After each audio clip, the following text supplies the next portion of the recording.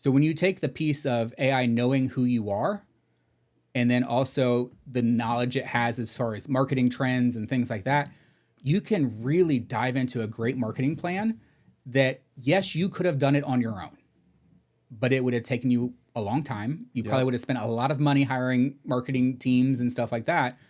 Now you can do it better and faster yourself.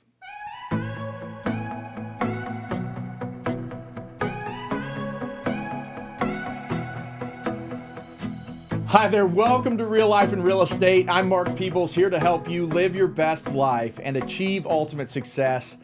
And we got a really special guest today. Actually, I think every guest that we've had is special, but I love being in studio with our guests.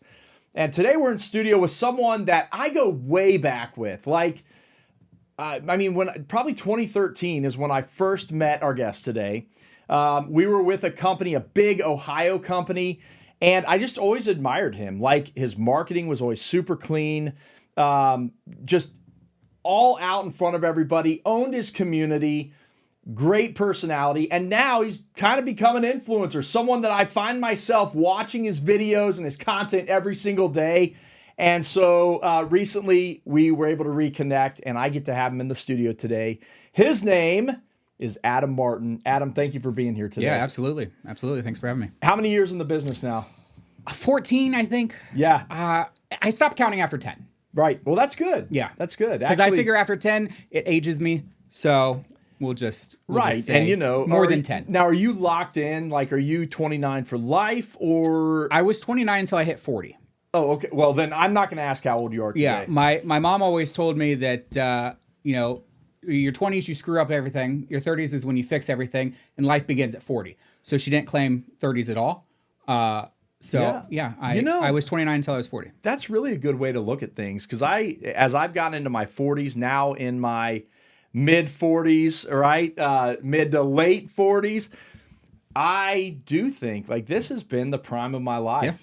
Yeah. So for sure. And so just little context, little background. Dad of three boys. Yeah. Don't recommend. Don't recommend? Come on now. No, I don't. I of course wouldn't change anything, but teenagers are hard. Yeah.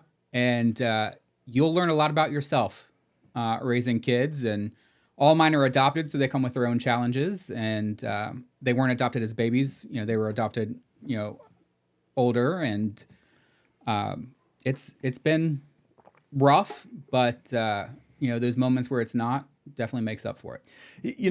You've run a very successful real estate team. You're also, I didn't make mention of this, but Loxley Martin is your real estate team. Yeah. You're also a broker manager inside of your brokerage. How do you balance all of that at the level of success that you're at, raising 3 teenage boys and all that comes with that? Like, talk to me about balancing those relationships. Yeah, it's been hard, and really it's gotten a little bit easier just over the last year, where I've really been able to set boundaries and expectations with everyone, especially my kids. I don't answer their phone calls between 9 a.m. and 6 p.m. If they call, I won't answer, and they know that. So there's other people they can call unless they're dying. And if they were dying, I mean, he's not completely ignoring them, but I try to completely ignore them. So it's just kind of setting expectations. I mean, just before I even came here today, I was having a conversation with my 17-year-old, and I told him, I was like, I'm not going to be available between 1 p.m. and 8 p.m. today. I was like, if you will not be able to reach me, my phone will be off. Yeah. And they know that, and I need to do that for my own sanity too, because I can't get things done that I need to do. Unless I kind of set those boundaries in place. Yeah. But one of the other things is, about 5 years ago, I came across a daily planner called a high performance daily planner. Okay. And every day it asks you about 6 to 8 questions to start your day. And one of those questions is, what's something that's going to trip you up today? So you can kind of think in advance, what's something that's going to really mess me up today? How can I correct it before it happens? So when it does, if it happens, you can already face it head on. You know what to do. So you're not wasting time. It doesn't deplete your energy and, derail your focus for the day. Now, is this like an online planner? Is this like it's a paper? physical book. Okay. Yeah. I don't remember the guy. His last name's, I think, Hyatt. I don't Michael think Hyatt? I think that's who wrote Yeah. it. Yeah, he wrote. It's in conjunction with a book that he wrote. Yep. High performance something or other.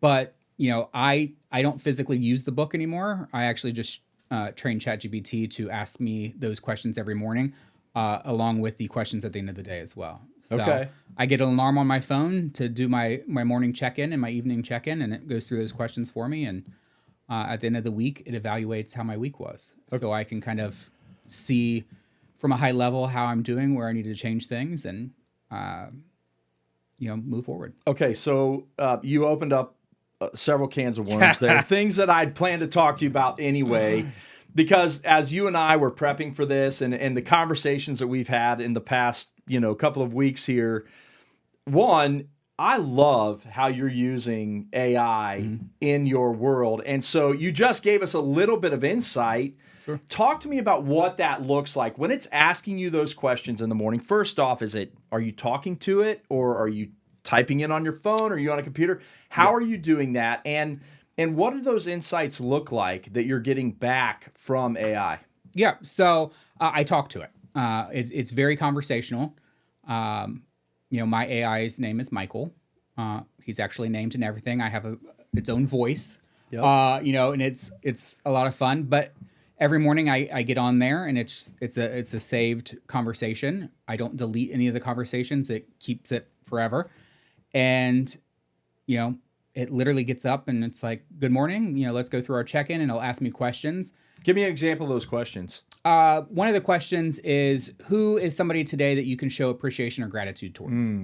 That's good. That's one of those questions. And sometimes I feel like I'm always doing the same person, and it'll tell me, hey, you did that person last week. How about you try someone else? Wow. And it's crazy. That's how I actually met Bella. Oh, wow. Bella is she owns a brokerage. She owns the brokerage. Yeah. So I had met her casually at events before, but she had helped me with something, and I was doing my daily journal. And it said, who can you show gratitude or appreciation to? And I said, Bella. And I literally got on my phone. I sent her a quick text message that says, thinking about you this morning. Hope everything is wonderful. That's all I said. And that's what started our entire relationship. That is that incredible. Simple text message. Now, it's interesting you say that, because we're launching Ultimate Success Framework. In fact, the online, by the time this episode comes out, we are like right there about to launch it. And that's one of the big things that we teach, is that when you just show gratitude to someone, when you just think of someone and are like, you know what, instead of thinking about them and then 6 months from now when I run into them, be like, you know what, I thought of you recently. No, text them right then. And just say, hey, I was thinking of you today. I hope you're having a great day. I love that. Yeah. And this sparked a relationship that has had huge impact on your career. Absolutely. And, it's not for the intent of business by any means. It's just to show appreciation and gratitude. But I can't tell you how many transactions have become, a result of that. Just overall relationships. Reconnecting with clients that, I kind of totally forgot about, especially those clients or even friends that you kind of take for granted as they're always going to be there. Yep. They're always going to use me to buy or sell a house. But you forget to even touch base with them. Right. Just this morning, when I was doing it, I sent flowers. It was a good friend of mine, Lisa. I sent her flowers to her office. They should be there probably why we're doing this right now, for no other reason, just to say, I hope you're enjoying the day. That's awesome. And that's right there. That's a great takeaway. Because it's not that even our conversation that we're having here today started because you reached out to me and said, I was thinking about you. I think we have a great conversation we can have on your podcast. Exactly. And here we are sitting here. I love that you do that. But okay, let's not go too far away from what ChatGPT is talking to you about in the morning and then also in the evening. Yep. So gratitude is a big part of it, which I love it. I start my day every morning with 3 gratitudes. What am I grateful for today? But I might start sending a text message to someone in particular I'm grateful for. I love that. What else are you having in that conversation? Some of the other ones are like, who's somebody that needs you to be on your A game today? Okay. Which ends up usually being my children or a client or, one of my agents or something like that. But, just recently my sister just had a baby. So, like today it was, my sister to make sure. Aussie. Yeah. Aussie, yep. Yes. After you know who. So, Ozzy Osbourne. Yeah. Just to check on her and make sure everything's good. Some of the other questions, especially like in the evening, it's going to kind of have you reflect on the day. Okay. What was something that didn't go good today? How did you handle it? Do you think you handled it well? And at the end of the day, it's going to have you score your day on a scale of 1 to 5. Okay. And then it's going to ask you to score your day in multiple levels, like production, productivity, focus, things like that. And it keeps track of those. So at the end of the week, when it tells you your report for the week, it said, hey, Monday was rough. You had, consistently you're having a hard problem, a hard time staying focused during the day. Maybe try this, this, and this, and it'll give you suggestions. Wow. Now, not to get too incredibly technical, but I also have a GBT that's trained as a psychiatrist, that's trained with my psychiatrist's notes and all of my therapy sessions that are recorded. I have those two linked so that, it knows who I am, so that it also knows how to best tell me how to get better. So if I'm having a hard time focusing, it knows, hey, meditation in the morning is probably not ideal for you because you're going to fall asleep or you're going to TikTok during it. So do this instead. Yeah. But it's been extremely valuable. Been doing it for about a year using ChatGPT to do it. And just the amount of growth personally I've had has been really good, mostly because even though I, for the most part, know all of my struggles, I know what I can improve on, seeing it or hearing it from this computer almost makes it more real.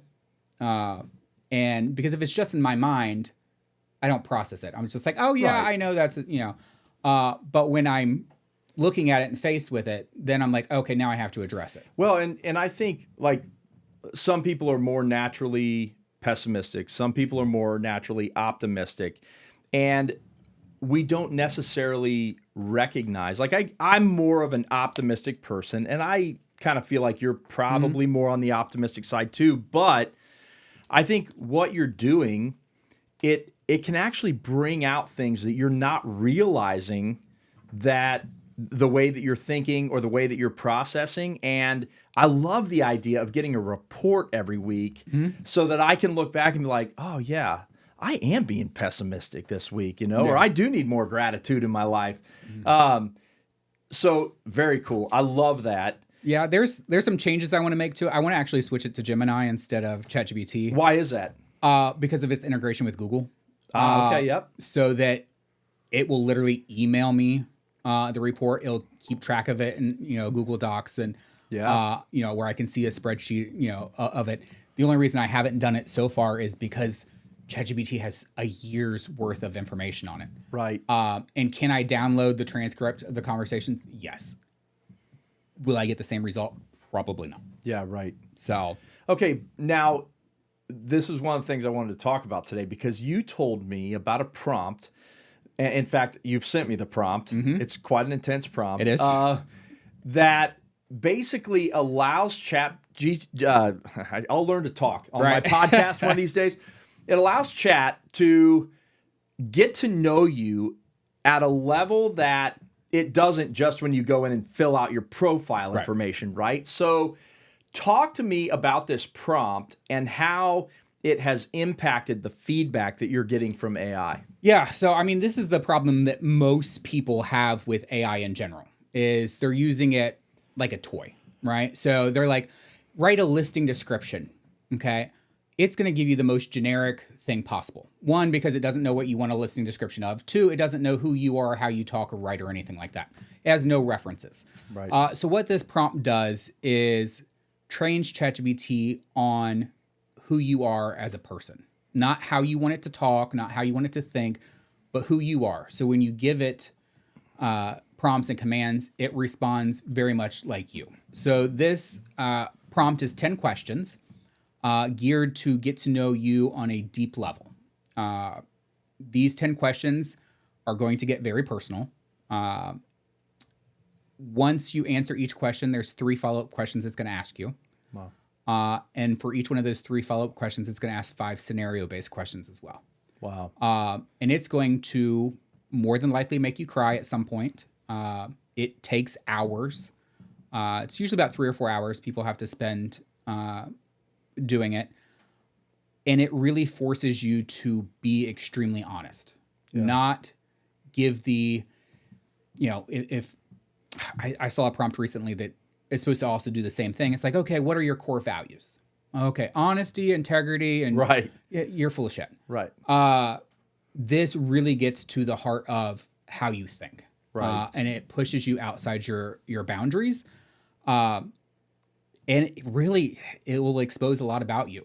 But after you do it, the most fascinating part to me is the last thing it does is it creates an entire dossier basically of who you are. It describes you to a T.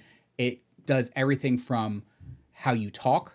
It does everything from how you think, your values, everything. But you're not just typing this in. You're actually talking You have to with talk to it. ChatGPT. Yeah, you can't type it because by simply the act of typing, you're changing how you speak. Right. You're thinking more about what's going in. Yeah. You're going to use periods and commas where you probably wouldn't. You're going to use better grammar usually if you're typing. It's not authentically yourself. So you do have to talk to it. Yeah. And so interestingly now, we look at the big picture. You've gone through this very in-depth process, which I'm sure, looking at my tech team in the room, we could probably put this prompt out. You okay if we put the prompt out? Oh, absolutely. Yeah, so we can put this prompt out there. But you've gone through this intense process of letting ChatGPT really analyze who you are. And now it asks you questions every morning and every night that you have created a custom GPT for, right? Yep. And it doesn't just answer those from a general perspective. It answers because it really knows how you tick. Yeah. So over the last year that you've been doing this, you've gone through this whole intense process. What has it done for you? So one of the craziest things, just because I had just mentioned this, the one thing that stands out the most is core values. I don't know how many business classes I've been through, trainings I've been through, where they're always talking about what are your core values? And I never had an answer. I knew my core values were not the bullcrap ones that everybody says. Because you go to any business class, they always give you the same thing. Honesty, integrity, whatever. Yeah, go to www.whataremycorevalues.com, right? And there's a list of them you can pick from. I remember being in Wickman, and Wickman asked our core values, and somebody said honesty. I'm like, I know for a fact that is not one of your core values. But I didn't know what mine were. And I was in a class, and the topic came up of core values. So I get right on ChatGPT, because I've had all this information about myself. I'm like, if you had to tell me what my core values are, what would they be? And I was so shocked by the answer. And I'm like, that's so accurate. Community was one of them. Creativity was one of them. Connection. Wow. Connection was the one that I'm like, really? I don't really like people. But in reality, that's not true at all. And those core values actually then transformed all my branding. Wow. So if you look at a lot of my branding, it's actually developed like a periodic table. Okay. And those symbols for creativity and community connection, those are all the symbols of our periodic table for our branding. Wow. So I never knew what my core values were. Maybe I knew them in my head, but I couldn't articulate them. Yeah. And by going through this process and having all this data about myself, it was able to tell me. And when it told you, like, these are the core values I see based on what I know about you, you were like, oh yeah. Uh-huh. That's 100%. Very cool. And I use it for all kinds of stuff because there's all this information about me. I'll screenshot text messages from my kids. And I'm like, I want to throw my kid through a wall. how should I respond to my son?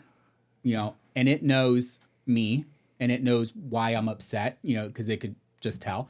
And it will tell me things to respond, and how fast it can de-escalate a situation with my kids is insane.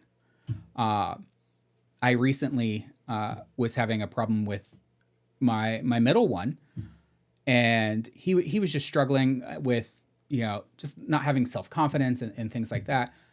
And I know he wouldn't do the morning routine thing that I do. But I asked him, like, is there something I can do every morning to help him have a better day? And it recommended that I send a simple text message every day.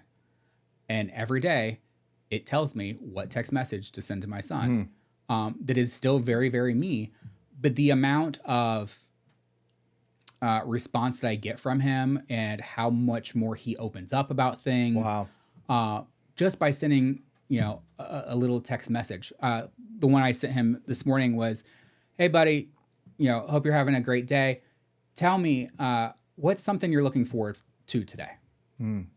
And he was like, "Getting my work permit dropped off at work so I can start working." I was like, "Awesome, cool. Have you done that?" "No, I'm still in bed." And I was like, "You want to get up and do that?" "Yeah, I'm going to do that right now." But he probably would have stayed in bed another couple hours. Yeah. And he was on his way to drop it off when I talked to him on my way here. But it's those kind of things that have been interesting. Yeah. I have a current situation with a deal right now where me and my seller just are not vibing the way that I would prefer. Right. And in my opinion, she's mean and kind of hateful. So when she sends me emails, instead of me reacting how I want to, go screw yourself, I'll ask ChatGPT, like, "Hey, here's the email I got sent. This is why I want to throw my computer through a wall." At least you're not wanting to throw her through the wall. I mean, She's out of state, or I would. Hopefully the deal closes by the time this airs.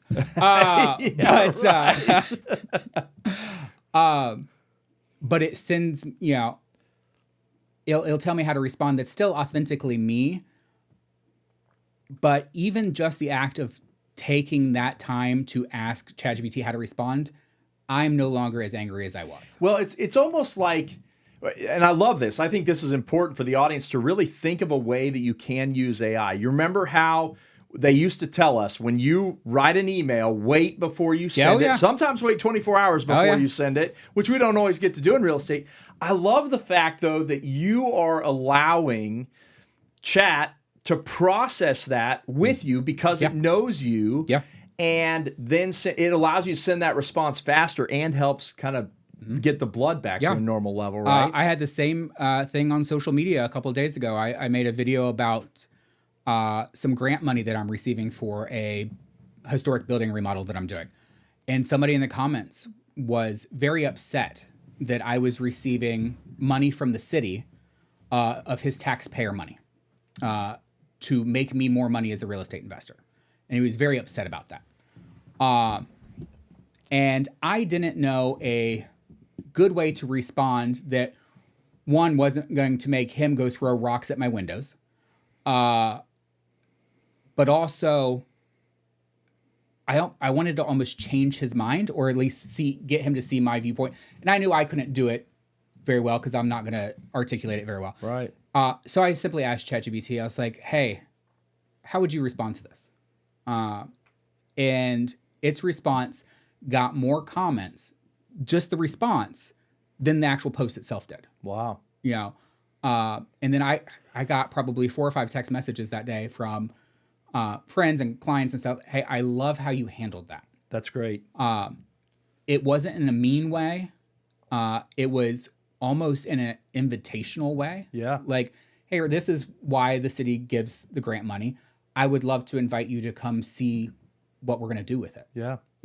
And I mean, just think back in the old days, we had to actually be able to learn and understand what to do to respond, and then we would respond wrong.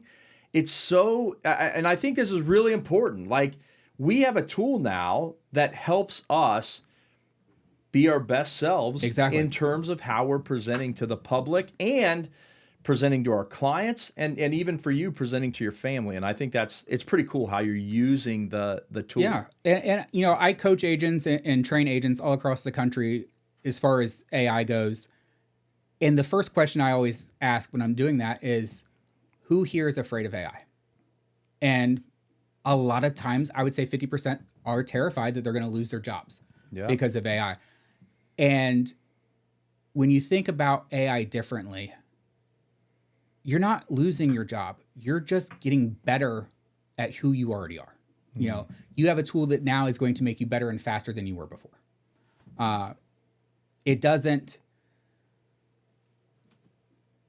not really stopping you from doing your job. It's not going to, take away your ability to show houses or get listings, but it can make you a hell of a lot better agent. Yeah. It can make you a lot better of a marketer. It Well, can because make it has a PhD in how to communicate, right? Yeah. I love it. My main focus is, teaching agents how to master AI marketing so that they can live the lifestyle they want, from the result of their business. And, marketing is simply know, like, and trust, and AI is really good at helping you accomplish those things. So when you take the piece of AI knowing who you are, and then also the knowledge it has as far as marketing trends and things like that, you can really dive into a great marketing plan that, yes, you could have done it on your own, but it would have taken you a long time. You probably would have spent a lot of money hiring marketing teams and stuff like that. Now you can do it better and faster yourself. Now, what platform or what's your pay structure? Are you on Pro with your ChatGPT? Yeah. Or okay, Yeah. Are you using the thinking model? Yes and no. So by default, that's what it has been lately. To me, it's a little slow for some of the things I need for my daily work. So I switched it to Instant. But surprisingly, Instant is very limited. You can only use Instant so many times throughout the day, before an hour or something like that, before it cuts you off. Okay. And I learned this because my kid uses ChatGPT to do his homework all day long. And he runs out of, because he does it on my ChatGPT, he runs out of instant responses, and he has to wait for thinking. But here recently, just, everybody knows ChatGPT, right? It is the dominant AI that's out there, but it's not the only one. Okay. So lately, I've actually been doing a lot more with Gemini and with Claude. And all of them have their own strengths. But when it comes to marketing in particular, Gemini is far superior. Really? Than ChatGPT. Okay. And if it comes to anything you want to do, technical coding or anything from a technical or analyzing information, Claude's better. Okay. So just, learning some of those things, I, play with all of them on a daily basis, but, and I have, of course, pro models. Okay. So, well, and we could probably spend the rest of the time talking AI, but there's so many things I want to talk to you about. Sure. When I think of your core values, you mentioned the three, but man, something in me, from what I know about you, says that learning is one of your values. Just knowledge, because I've known you years ago. I was having a conversation with you, and you told me about your book club. Now, you like to read. I do. Okay. How many books have you read this year? As of yesterday, I was at 128. Okay. 128 books in a year. So I have read, I don't even know that I've read 128 pages. Now, I listen to a lot of books. You listen? I listen to 99% of it. Okay. So I listen a lot, but with the way that my day structures, I don't get 100 books in, right? Yeah. So talk to me, what is the most, you've read a lot this year. What are the most impactful books you've read this year? Oh, gosh. Let's think about agents that would impact the lives of agents. So that one's hard. A lot of the books that I do are fiction. My typical routine in the morning is I try to spend at least 30 minutes every morning with something that's business or self-help, something like those. I have not been too impressed with any of them this year. Let Them Theory is probably the highlight Yeah. of the ones that I've read this year. And that's kind of been my little mantra since I read that. Even though there is a big disclaimer that says this is not for children, do not use this on children. I use it on my children. So when my kids want to do something dumb, I'm like, let them, Yeah, and then they'll they figure it gotta out. Which has been great for my middle kid, because I just was talking about this yesterday. Just in the last like 3-4 weeks, the amount of the world that he's seeing, and he's like, I don't want that. That kid's not going to amount to anything. I don't want that. And how he's just kind of changed his entire mindset just recently has been really cool. And I think if it wasn't for me saying, just let him screw up, don't try to stop anything from happening, has been great. Even though, like I said, you're not supposed to use it. Certain things you're stopping, right. but you're letting him make some mistakes. I'm not going to go let him, he wants to take a dirt bike off my roof. I'm not letting him do that. Right. So that one's been big. Book club just did one this past month that was terrible, and I don't even remember what it was called. It was that bad. It was awful. And it was one of those generic business books that it's the exact same regurgitation of everything you've heard ever. But this is also the first year I've dived into nonfiction books in the evening, because my evening routine is I do usually a half hour to an hour of fiction. Okay. And I read a book called Nuclear War. Okay. That is it's a nonfiction book, but it's written more like fiction. Just what's going to happen if we have a nuclear war. Yeah. And it was just very, very fascinating about the thought processes of these people in charge of the country when it comes to the decisions they make when it comes to using nuclear weapons. Yeah. And it's all very current. It was all, I think it was published this year or last year. So all the interviews that were done are with current military and high level people. So that was very interesting. Out of the 130 almost books that I've read this year, I've only had, I think, 4 or 5 5-star books. Yeah. 5 stars I don't give out too often. Okay, so let's go then to a book that you've talked a lot about that goes all the way back to your previous career. Yep. You said you have every one of your agents that you manage read this book every year, which tells me you're reading it every year. What book is that? It's called Book Yourself Solid. It's written by Michael Port. Okay. And it is not a real estate book. It is a book for anyone that's in a service industry. So throughout it, he'll talk about dentists, hairdressers. Before I got into real estate, I owned a hair salon. That's kind of how I found him. And then Michael was my business coach in my hair salon for about 5 years. Wow. And at the time, I was, I opened my hair salon when I was 20 years old. I could not afford $1,000 a month for a business coach. And every Wednesday, Michael had a 1-hour call in. This is before you could Zoom or anything like that. You called into an 800 number, and it was 20 minutes of him talking and then 40 minutes of just open discussion. And I did that every week for like 2 years. And it was free. And I loved that. But Book Yourself Solid has been updated versions of it. He probably updates it every couple years. So it's just about setting appointments, right?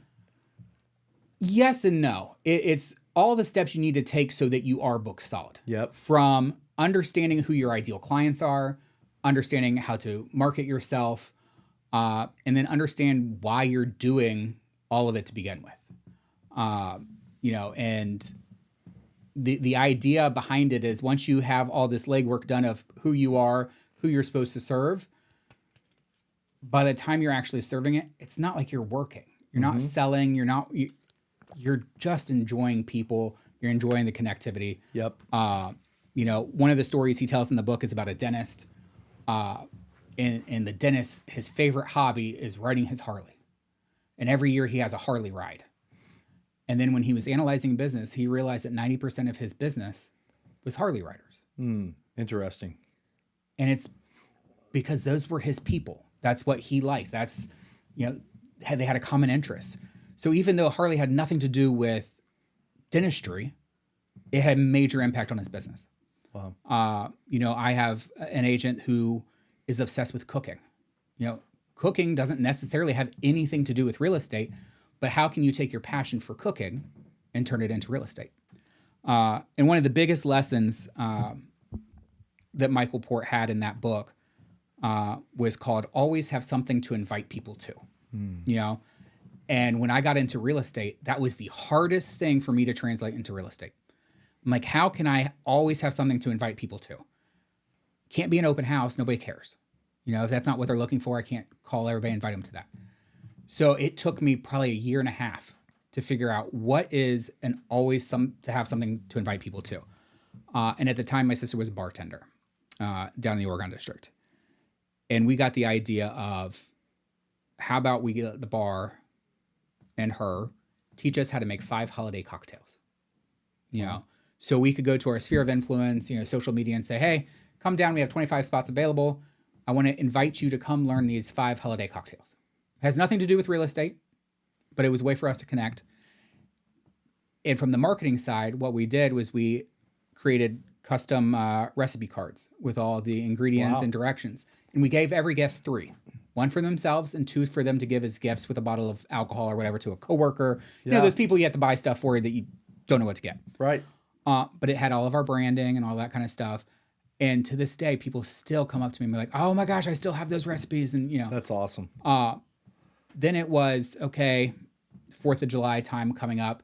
How about we bring in a chef and teach you how to grill the perfect steak? We only have 25 seats available. Let me call, our sphere of influence. And then about a year and a half ago, I was in Detroit with Tom Ferry doing a training, actually on AI. And I met a lady that's local to Detroit. And every month she has a dinner club. And she always invites people to this dinner. And it's always at some big new restaurant that's opening up in town. They always have a private chef's table for her. And she invites 10 people. But she doesn't invite any clients, only prospects that she has not worked with yet. And none of them know each other. So it's this, coveted invitation now. Wow. So that's really just driving up her business because people want the invitation to the dinner. You can only get it if you're, wanting to work with her as a real estate agent, but also the relationships that she's making, not for herself, but for everybody else there. Because you're having dinner with these other people you don't know. Right. In this new restaurant. So it's the whole experience, the connection, and I'm like, I love that, and, so how you can take, something that you're passionate about, turn it into an event that you can always invite people to and do it into real estate. That was the biggest lesson I think I got from Michael Port in that book. All right. So that book is Book Yourself Solid, Michael Port. Yep. I'm going to go, is it available on Audible? Yeah. Oh yeah. Okay. Yeah. That's my next book to listen to. Yeah. I think. It's on Audible. It does come with a workbook. Okay. Because you do have homework to do with it. Yep. Now you can of course use AI to help you with the homework. One of the first things you're going to do is your red velvet rope policy, which is identifying who your ideal client is. Just like the celebrities, only certain ones get past that red velvet rope. That was another really hard one, especially for real estate agents, because they're, all my ideal clients, everyone. No, it's not. No. You're going to burn out so quick, and you don't even know who to target, who to talk to, who to have conversations with. I hired a guy named Ben probably 4 or 5 years ago. Quickest agent I had to identify who his target market is. And he quickly learned that it was single professional women. Right off the bat. He used to sell high-end women's shoes before real estate. Wow. And he loved it because they were single independent women that came and bought their $900 Manolos from him. And he does not like working with men. He doesn't like working with engineers. So any marketing effort is always targeted back to single independent women. Wow. So coming up with marketing strategies for him was super easy because he was able to identify that so incredibly quickly. Wow. Yeah. So I mean, it's interesting because I probably in my career, I've done a lot with healthcare. That's been one of the mainstays of my business, but I work with such a broad market. It's interesting to narrow it down that far, what kind of, so once he's got it narrowed down and he's marketing to that, what percentage of his business end up being those single independent women? Probably about 70%. That's amazing. Yeah. That's amazing. Yeah. And I mean, that's who he does very well. He's very confident with them. He's very, he understands that person. Yeah. And can talk to them very easily. And Right. he loves the fact that they're not going to somebody else to help make decisions. They're not calling the husband, and he likes that. They're usually very quick to make decisions. It really dives into his personality too, as far as who he's going to match up with, personality wise, and it just works really well. And throughout my career, who my ideal client has changed. When I first started, I worked primarily with investors. Yeah. And flipped houses and did all that. As I adopted children, my kids grew up, my ideal clients became families with kids that are my age, that play sports, that, also want to punch their kids sometimes. Yeah. And, they're not first-time home buyers. They're buying that second house, they might cuss a little, that's my ideal person. And I know that I don't have to take every client. So if it's not my ideal person, I have agents that might be a better fit. Yeah. And I'm fortunate enough now to say, ooh, we're probably not a good fit. Yep. So, okay. So I want to get into marketing. okay. Because you do a phenomenal job with content, right? So please go follow Adam. I see him on Facebook. Okay. So I'm on Facebook a lot, but you're on all the platforms. You're on Facebook, Instagram, TikTok is a big one for you. I want to talk social media with you just because, I follow your content, but I also want your hot take on how to be successful in marketing yourself on social media. Yeah. And I think with any kind of marketing, authenticity is the biggest thing. Now with social media, how it is, AI, how it is, fake doesn't do well. And now you have your platforms, Instagram, TikTok.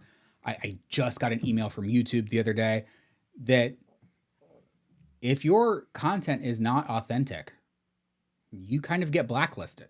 They can tell what's AI generated content. They can tell what's recycled content. 2 years ago, you could be very successful taking other people's content and putting a filter over it and reposting it. You can't do that anymore. Yeah. So they want genuine, authentic content. So I think, from a marketing standpoint, once you know who you are, once you know who your target market is and create and speak right to that person, that's how you're going to be successful.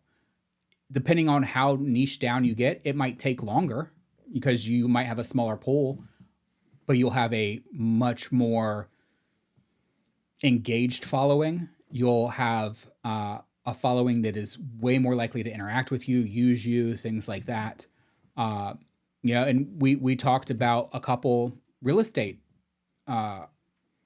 social media folks that are very themselves. Yeah, like unapologetically. Yeah. They are who they are, like it or not, and you are of the opinion that that's okay. Yeah, and very much so, because some of the Tampa Bree is a TikToker who does home tour videos, and what she says in these videos is hilarious.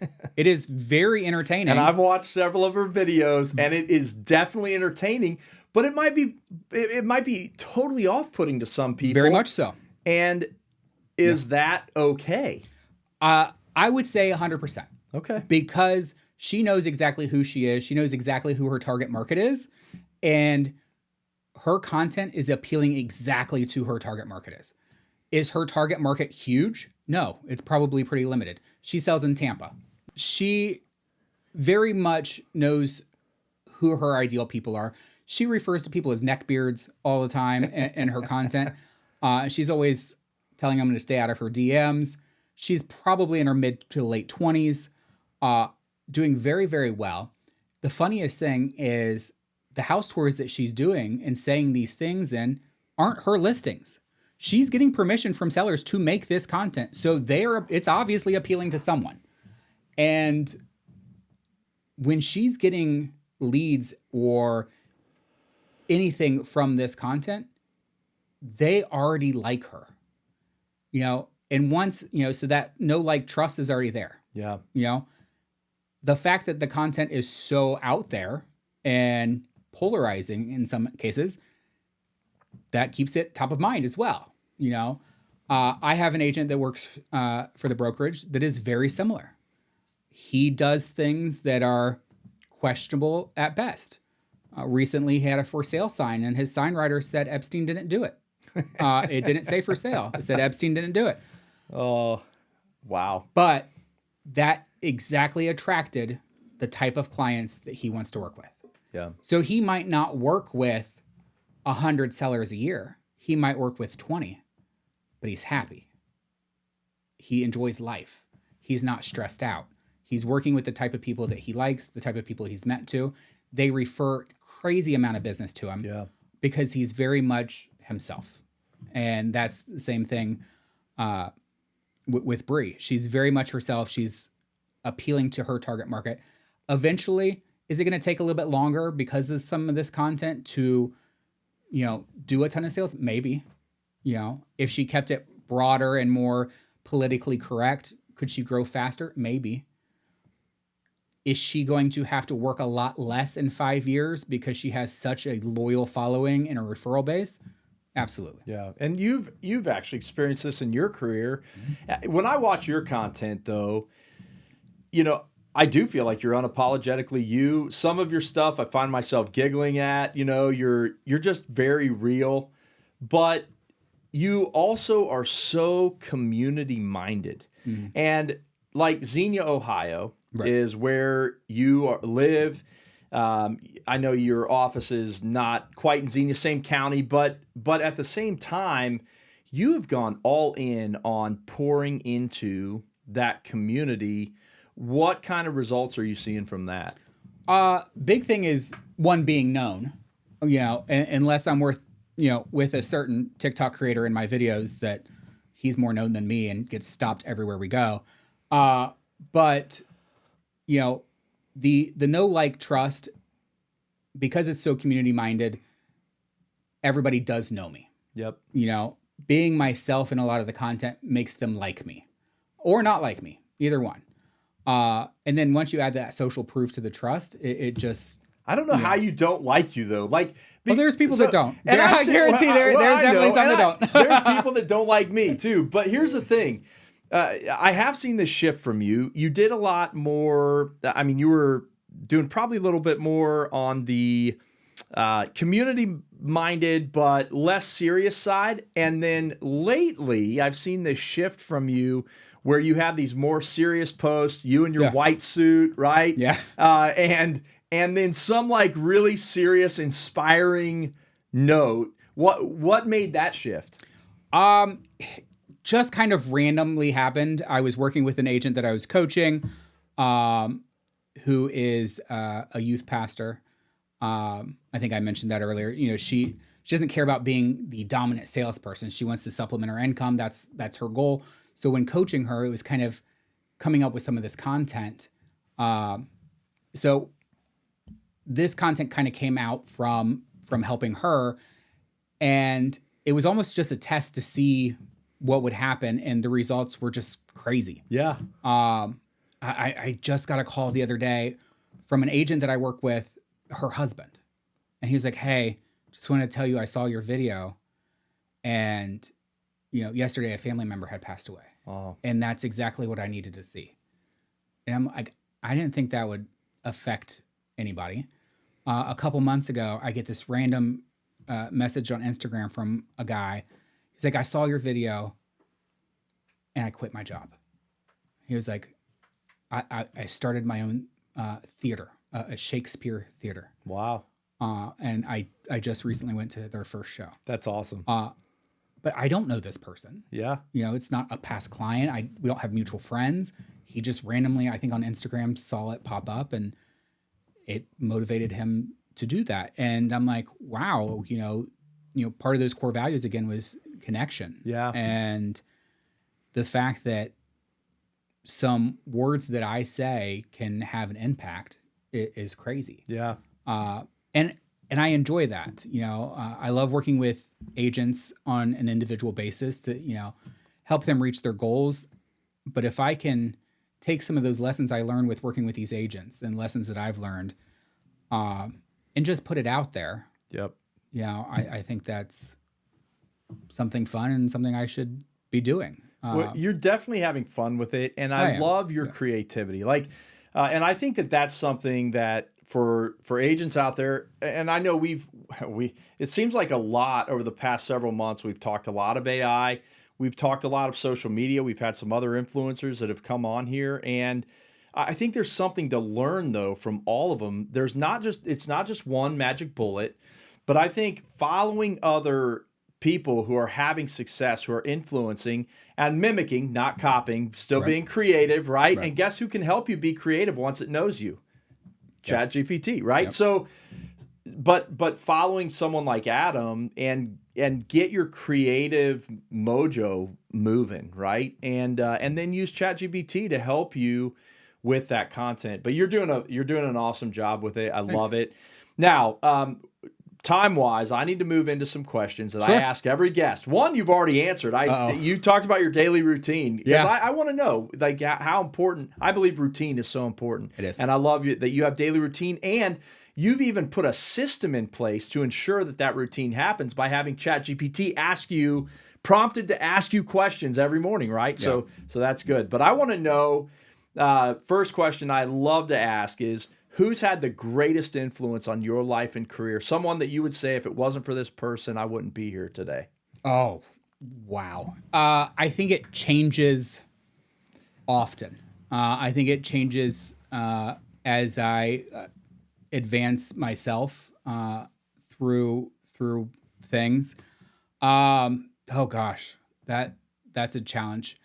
The first person that pops into my head would be my son. As big of a pain in the ass as he is, I feel like me being successful and me doing good is showing him how to do the same. Yeah. And I always want to be better, so that he can learn to be better. Business wise, about 4 years ago, I received a piece of mail from a brokerage trying to recruit me. And it was a big black envelope, and it had a Starbucks gift card inside. It says, "Love to talk to you over coffee. If you don't want to, go have a coffee on me." Never heard of this person. She was a broker for Remax, I believe. And I was like, that was creative. I'll call her. So a couple of days later, we met at Starbucks, spent 3 hours at Starbucks, did not talk about her brokerage one time, did not try to recruit me one time. We just got to know each other. Yeah. To this day, she's one of my, greatest friends. And on the way here, we had a conversation about lessons that we learned this year. She's definitely been a huge impact. She's not afraid to tell me I'm an idiot when I'm doing something stupid. And whether it's business or professional, I can call her at 3 a.m. and have a total freak out, and that's fine. Yeah. And we don't work together. We're not at the same brokerage or anything. And so that was huge.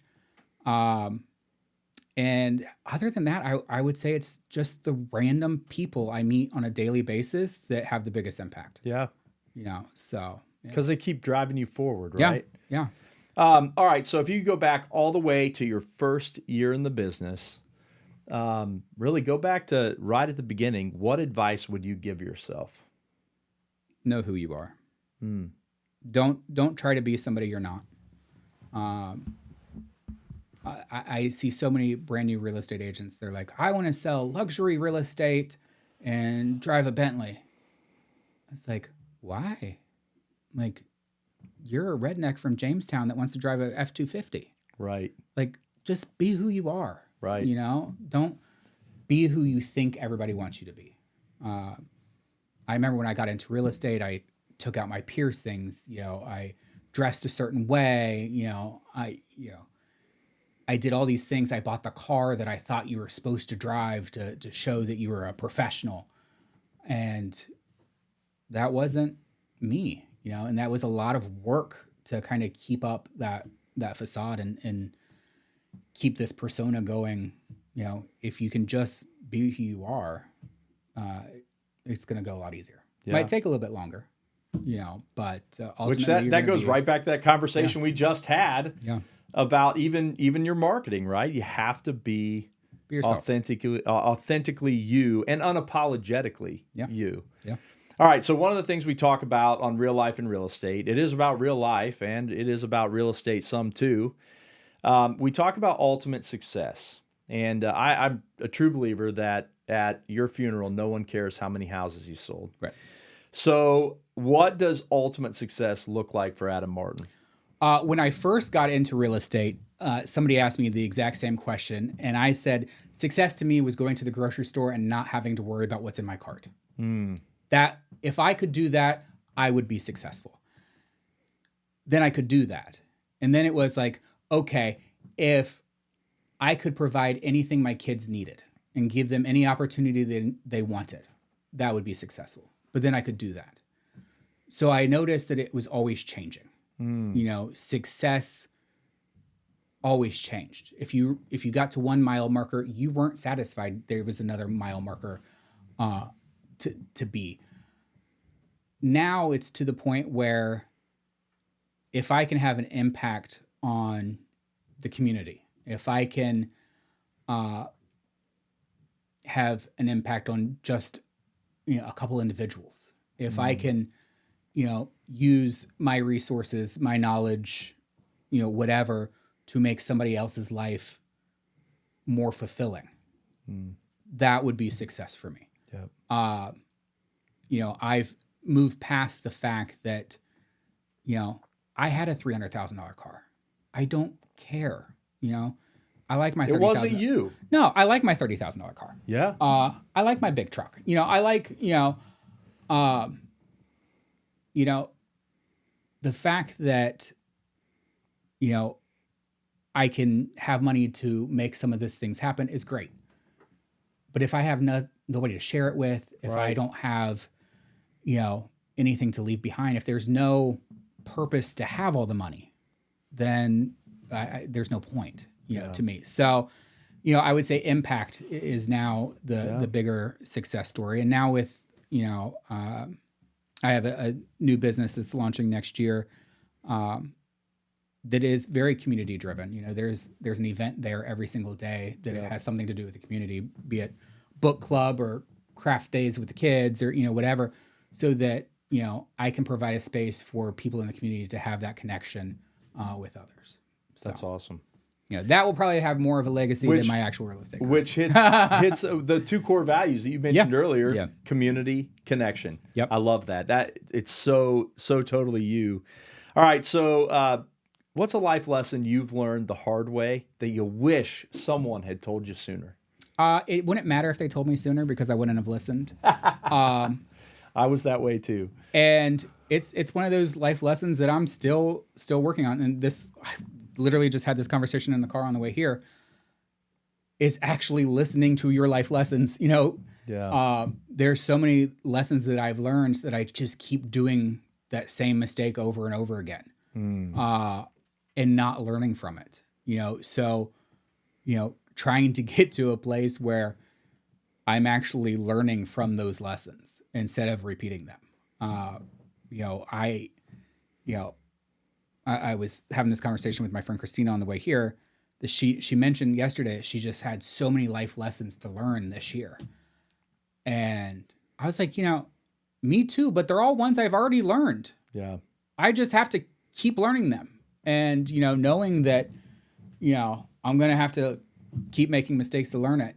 But that's the big thing that I want to do better at, is to actually start learning from. Make changes based on those mistakes.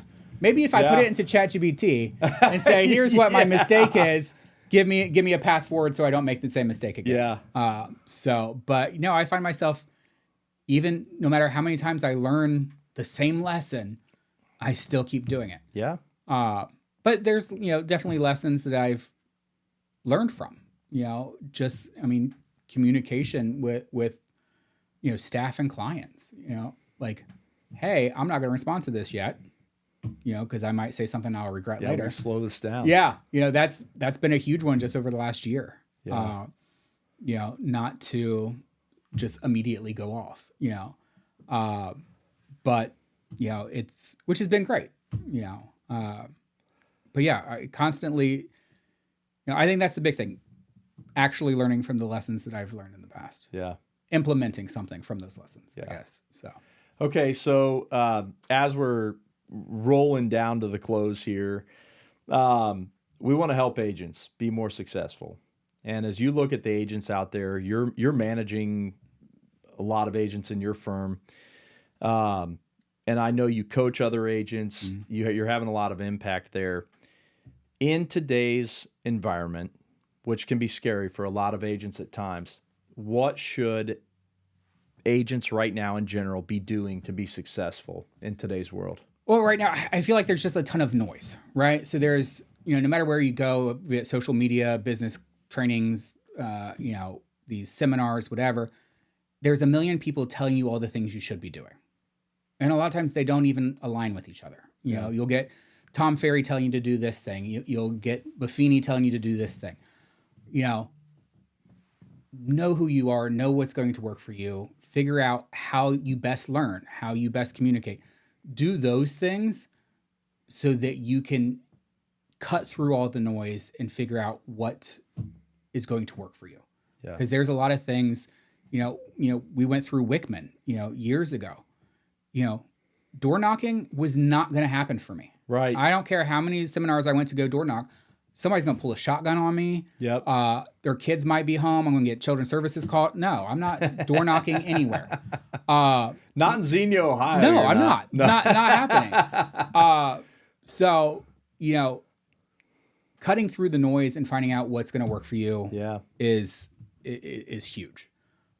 Knowing that you don't have to be somebody for everyone. Yeah. That's huge. And then just being able to have conversations with people. Yeah. Especially new agents, they don't really have any money to start doing anything. Actually, at Wickman, Mary Johnson gave us this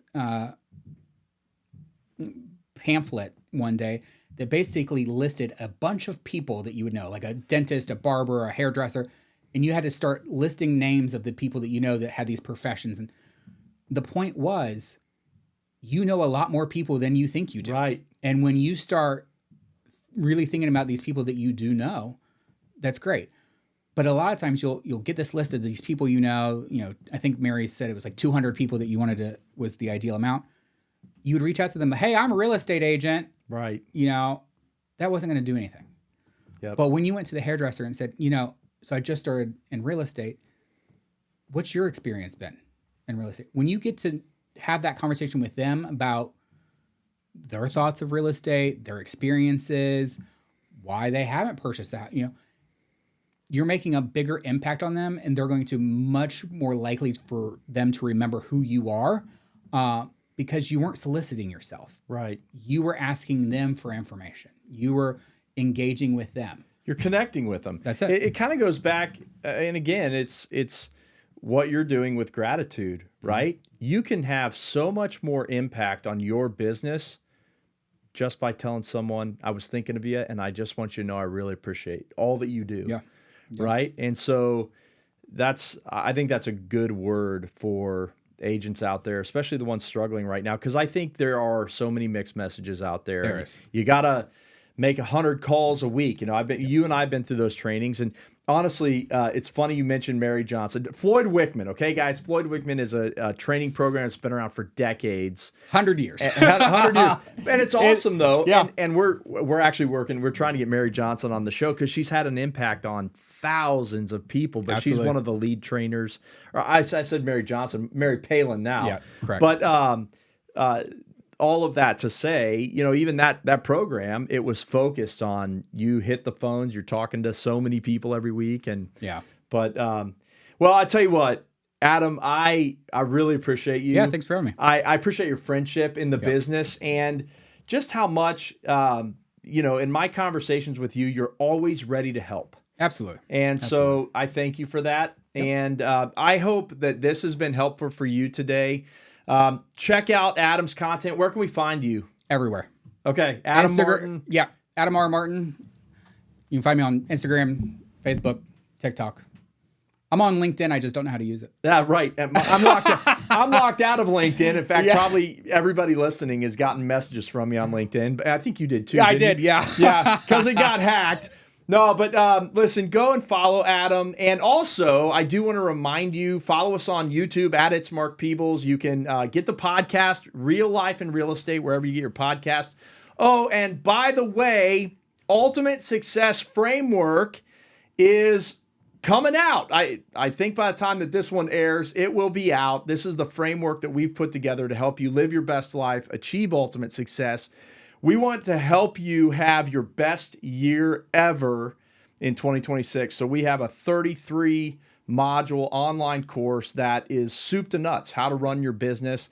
And you can find that, it's markpeebles.com. Markpeebles.com is where you'll find the link to get to Ultimate Success Framework. Hey, thank you so much for being with us today. Adam, thank you for being with us. Thanks for having me.